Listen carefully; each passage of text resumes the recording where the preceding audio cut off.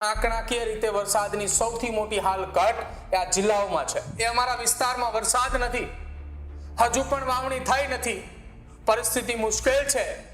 તમારી આવી કમેન્ટ્સ વાંચીને મને પણ જેટલી ચિંતા એ થાય છે એટલી જ તમને વરસાદના અભાવે એ થાય છે. સાથે હવામાનની રડાર એ દરેક અપડેટમાં સૌથી પહેલા મારી નજર એ આ બંને વિસ્તારોમાં, આ બંને જિલ્લાઓમાં જાય છે. અને હાલની પરિસ્થિતિ જોતા લગભગ 10 દિવસ ગુજરાતમાં એ મોટા પાયે વ્યાપક વિસ્તારોમાં વરસાદની સંભાવના પણ જણાતી નથી. વિવિધ વૈશ્વિક મોડેલો એ ટૂંકા ગાળાના અનુમાન પર મતભેદ જોવા મળી રહ્યા છે. તો મોટા ભાગના વૈશ્વિક મોડેલો આગામી 15 દિવસ કે તેનાથી વધુ દિવસ માટે ગુજરાતમાં વરસાદની સામાન્ય કરતા ઓછો વરસાદ રહેવાની સંભાવના.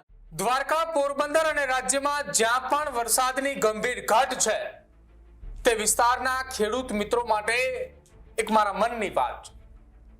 આ કોઈ પોસ્ટ એ આગાહી કે વિશ્લેષણ નથી, પરંતુ છેલ્લા કેટલાક દિવસોથી એ મનમાં ચાલતી એક વાત છે કે ખેડૂત પુત્ર તરીકે તમારી વચ્ચે એ મૂકવી જોઈએ. શું છે એ વાત અને કેમ આજે ખેડૂત પુત્ર તરીકે વાત તમારી વચ્ચે લઈને મૂકવા જઈ રહ્યો છું એ પણ એક તમારે સાંભળવી જોઈએ.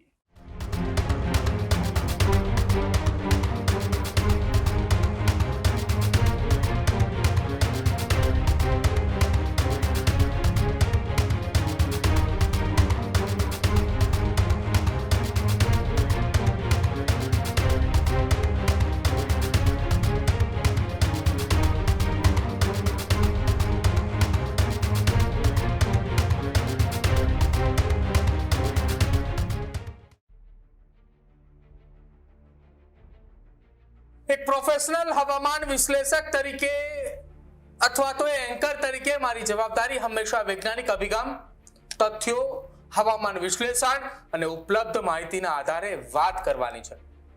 પરંતુ આજે જે લખી રહ્યો છું એક હવામાન વિશ્લેષક તરીકે કે એક એન્કર તરીકે નહીં, પરંતુ વરસાદની રાહ જોતા એક ખેડૂત મિત્રો અને મારા પરિવારની ચિંતા સમજાતા એક સામાન્ય ખેડૂતના પુત્ર તરીકે લખી રહ્યો છું. મારી પોસ્ટમાં અનેક મિત્રોની કમેન્ટ એ અમારા વિસ્તારમાં વરસાદ નથી, હજુ પણ વાવણી થઈ નથી, પરિસ્થિતિ મુશ્કેલ છે. તમારી આવી કમેન્ટ્સ વાંચીને મને પણ જેટલી ચિંતા એ થાય છે એટલી જ તમને વરસાદના અભાવે એ થાય છે. આપ સૌની ચિંતા અને મુશ્કેલીમાં હું પણ આપનો સહભાગી છું.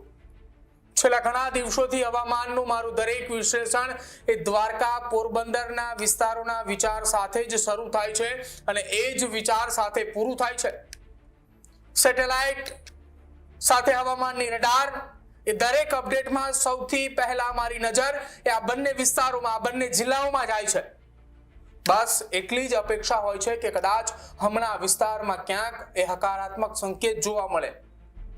છેલ્લા કેટલાક દિવસોમાં દ્વારકા, પોરબંદર અને આસપાસના વિસ્તારમાં વરસાદની શક્યતાને લઈને હું કદાચ થોડો વધુ આશાવાદી રહ્યો હતો.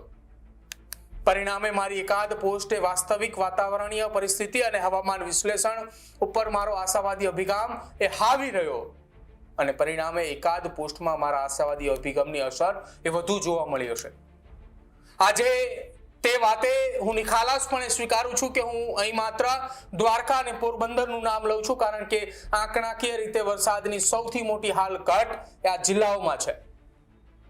પરંતુ આ વાત એવા તમામ વિસ્તારોને લાગુ પડે છે જ્યાં હજુ સુધી વરસાદ ખૂબ ઓછો છે કે નહિવત રહ્યો અને વરસાદની હજુ પણ ત્યાં ઘટ છે. વરસાદમાં અનિશ્ચિતતા એ કોઈ નવી બાબત નથી. આપણે અગાઉ પણ ઘણા વર્ષોમાં એવી પરિસ્થિતિ જોઈ છે કે કેટલાક વિસ્તારોમાં અતિશય વરસાદ થયો હોય અને કેટલાક વિસ્તારોમાં લગભગ એ કોરા રહ્યા હોય. તેના પાછળ અનેક પરિબળો જવાબદાર હોઈ શકે છે, પરંતુ હાલ તેની ચર્ચા કરવાની નથી. ઘણા મિત્રોએ વારંવાર કોમેન્ટ્સમાં વિનંતી કરે છે કે દ્વારકા, પોરબંદર વિસ્તાર માટે 10-15 દિવસ પહેલાનું અનુમાન અથવા તો આગોતરું આપો. આ ચોમાસાની સિઝને દરેક વૈકલ્પિક હવામાન મોડેલોના ટૂંકા ગાળાના એટલે કે 7 કે તેનાથી ઓછા દિવસના અનુમાન પર સામાન્ય કરતા વિશ્વસનીયતા ઓછી રહેલી છે. વિવિધ વૈશ્વિક મોડેલો એ ટૂંકા ગાળાના અનુમાન પર મતભેદ જોવા મળી રહ્યા છે. ફોરકાસ્ટ પણ એ સામાન્ય કરતા ઓછા જેમાં IMD નું GFS મોડલ એ આ ચોમાસાના સિઝનમાં સિસ્ટમ એ ગુજરાત સુધી પહોંચ્યા પછી એ રાજ્યમાં વરસાદનું અનુમાન એ દર્શાવે છે. હાલમાં મીડિયમ અને લોંગ રેન્જ ફોરકાસ્ટ જોઈએ તો મોટા ભાગના વૈશ્વિક મોડલો આગામી 15 દિવસ કે તેનાથી વધુ દિવસ માટે ગુજરાતમાં વરસાદની સામાન્ય કરતા ઓછો વરસાદ રહેવાની સંભાવના દર્શાવે છે. એટલે કે આગામી દિવસોમાં રાજ્યમાં વરસાદી ગતિવિધિઓમાં સામાન્ય કરતા ઓછો રહે તેવી સંભાવના છે, જ્યારે ટૂંકા ગાળાના અનુમાનમાં જ મોડલો વચ્ચે નોંધપાત્ર મતભેદ જોવા મળે છે. ત્યારે લાંબા ગાળાના અનુમાનને સંપૂર્ણ અનિશ્ચિત માનવું એ યોગ્ય નથી. આથી હાલના લાંબા ગાળાના અનુમાનને અંતિમ સત્ય માનવું પણ યોગ્ય નથી, કારણ કે લાંબા ગાળાના અનુમાનના સામાન્ય રીતે વિશ્વસનીયતા ઓછી છે અને હાલની પરિસ્થિતિ જોતા લગભગ 10 દિવસ ગુજરાતમાં એ મોટા પાયે વ્યાપક વિસ્તારોમાં વરસાદની સંભાવના પણ જણાતી નથી. પરિસ્થિતિમાં કોઈ ફેરફાર હશે તો એ તરત જ અમે આપના સુધી દરેક માહિતી પહોંચાડી છે. જ્યાં વરસાદની ગંભીર ઘટ છે એ વિસ્તારના ખેડૂત મિત્રો વિશે પણ તમામ લોકોને એ ખેડૂતના દીકરા તરીકે અમે કહી રહ્યા છીએ કે હિંમત રાખજો. હજી ચોમાસું પૂર્ણ થવાને અંદાજે 1.5 થી 2 મહિના જેટલો સમય બાકી છે. એ 2 મહિનાની અંદર એવી આશા રાખીએ છીએ કે પોરબંદર અને દ્વારકાની અંદર વરસાદ પડે. એ આશા રાખીએ છીએ કે જ્યાં વરસાદની ઘટ છે ત્યાં પણ સારો વરસાદ થાય અને પાણીની તંગીની સ્થિતિ ઊભી ન થાય.